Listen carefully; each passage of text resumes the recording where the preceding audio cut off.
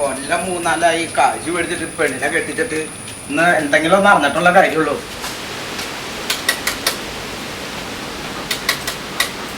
ഭരതോ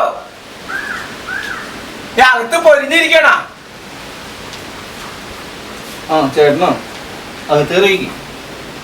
നീ എന്താ കണ്ടേക്കണേ? നീ എന്റെ കാശുമില്ല പലിശുമില്ല ഒന്നുമില്ല. എന്താ കണ്ടേക്കണേ? നീ എന്നെ അകത്ത് കയറ്റിയിരുത്താനൊന്നും നോക്കണ്ട, സൽക്കരിക്കാൻ നോക്കണ്ട. എനിക്ക് എന്റെ കാശും അതിന്റെ പലിശയും കിട്ടണം. നീ മോളെ കല്യാണം കഴിക്കാൻ കാശ് മേടിച്ചിട്ട് മോൾക്ക് ഇപ്പൊ 2 കുട്ടികളായി. എനിക്കിപ്പൊ കിട്ടണം എന്റെ കാശ്.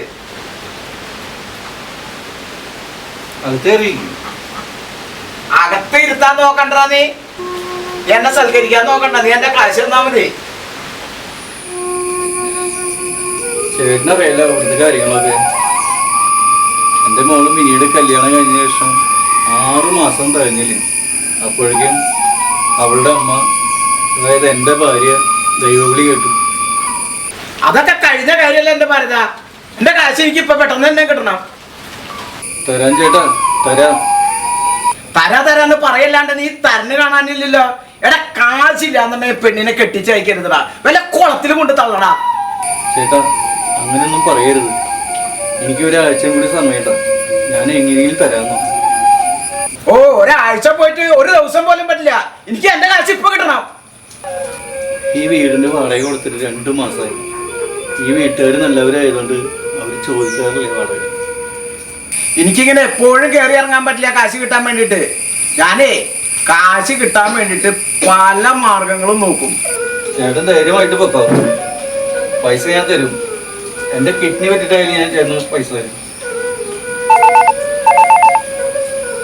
ഈ അകത്ത് കയറി അങ്ങനെ മുങ്ങാന്ന് വിചാരിക്കൊന്നും വേണ്ട. എന്റെ വഴികളൊക്കെ എനിക്കറിയാം. ചേട്ടൻ ഫോൺ എടുത്തില്ലേ?